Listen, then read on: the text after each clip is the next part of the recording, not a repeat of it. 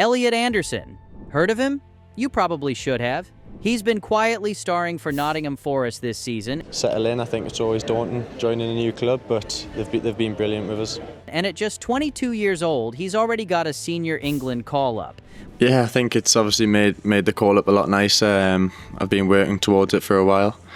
Yeah, it's just a really proud moment for me and my family, which I'm really happy about. But while everyone's talking about Cole Palmer and Jude Bellingham, what if I told you that Elliot Anderson might just be the most underrated player in English football right now? Now, before you call me delusional, this claim has been backed by serious people at Nottingham Forest who reckon he could become a key man for England.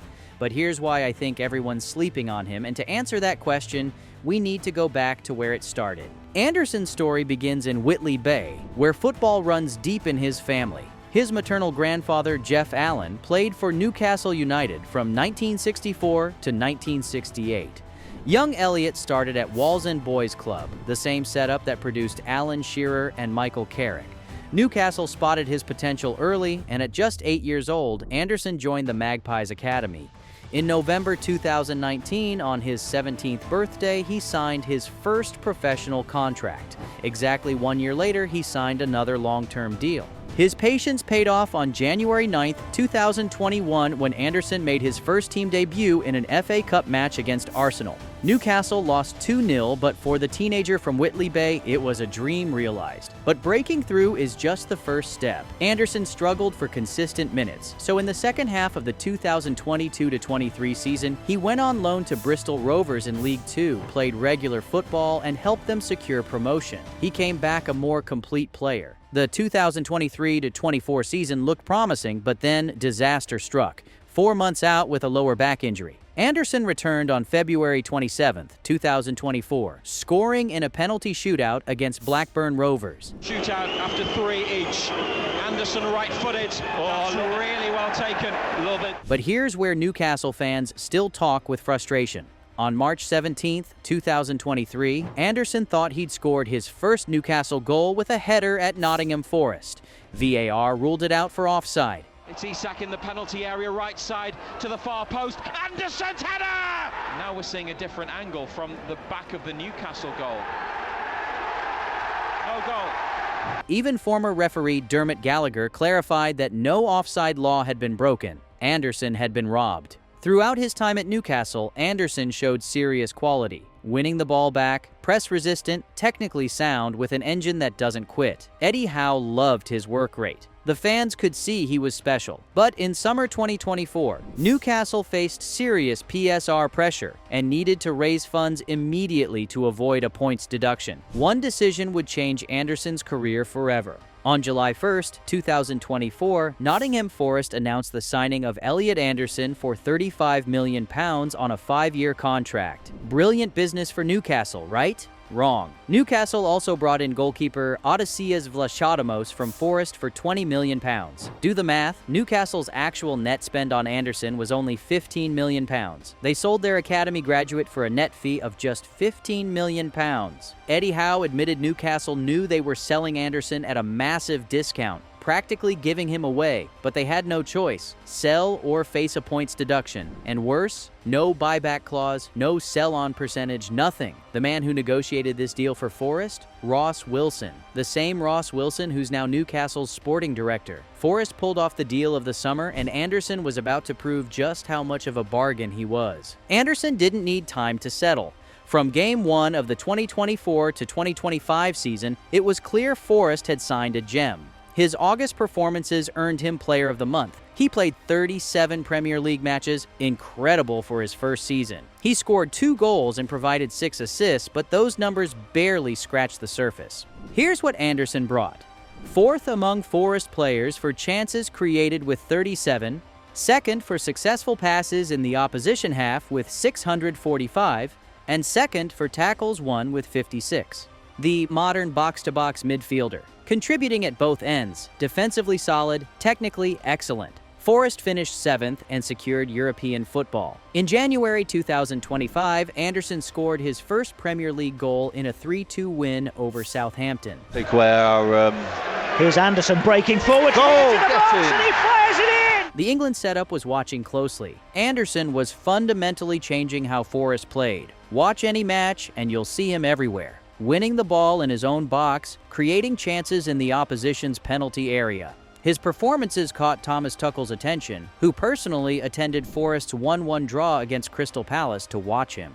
The England boss making the trip specifically to see this 22-year-old midfielder most casual fans had barely heard of. Then came the phone call that changed everything. On August 29, 2025, Thomas Tuchel named his first England squad for World Cup qualifiers. Among the names, Elliot Anderson, his first ever senior call-up. When the announcement came through, Anderson was at Forest's training ground watching the Europa League draw. His teammates made him give a speech. All those years at Newcastle, the injury setbacks, the VAR controversy being sold for peanuts, it had all led to this moment. Tuchel explained why Anderson got the nod: physicality, volume of work, and clean passing. He's a very mobile six. He has the body, he loves to defend, he loves to put his body inside to win duels, he loves passing. He mentioned Anderson's key role winning the U21 Euros, highlighting how he pressed relentlessly. At 22, Anderson had gone from Newcastle Academy player to European champion and full England international in just over a year.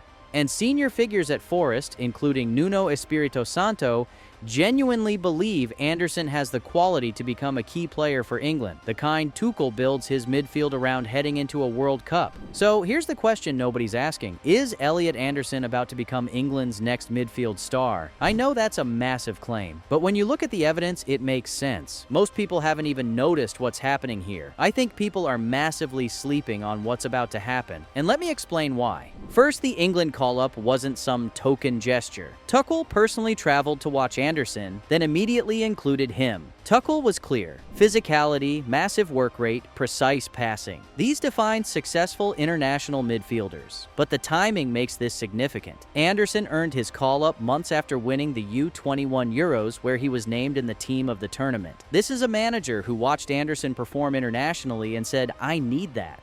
With the 2026 World Cup months away, Tuchel is building for a tournament, and Anderson is part of those plans. Now let's talk money.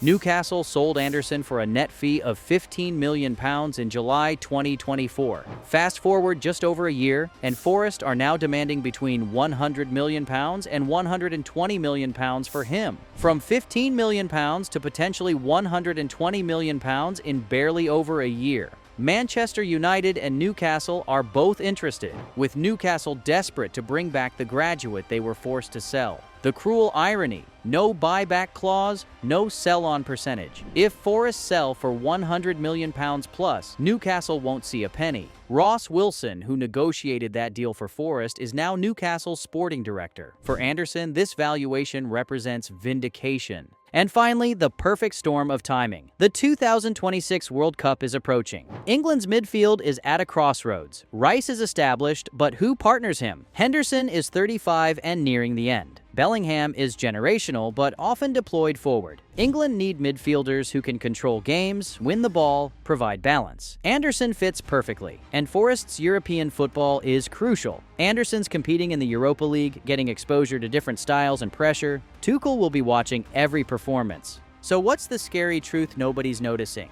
While everyone's talking about Palmer's brilliance, Bellingham's stardom, and Foden's creativity, Elliot Anderson is quietly positioning himself to become the midfielder England builds around for the next decade. He's not the flashy player dominating headlines, but he's the type who makes everyone better, gives complete midfield control, allows flair players to flourish because he's doing the dirty work. Those are the players who become indispensable. Those who start every game at major tournaments. Mark my words, if Anderson stays fit and keeps performing, by the 2026 World Cup, we'll all be wondering how we doubted him. Newcastle will be kicking themselves forever. Forest will either have one of the Premier League's best midfielders, or they'll be counting the £100 million plus they get from selling him. The scary truth is that Elliot Anderson's rise isn't a surprise, it's inevitable. We're all just catching up to what Nottingham Forest, Thomas Tuchel, and anyone who's actually watched him play already knows. The kid's special.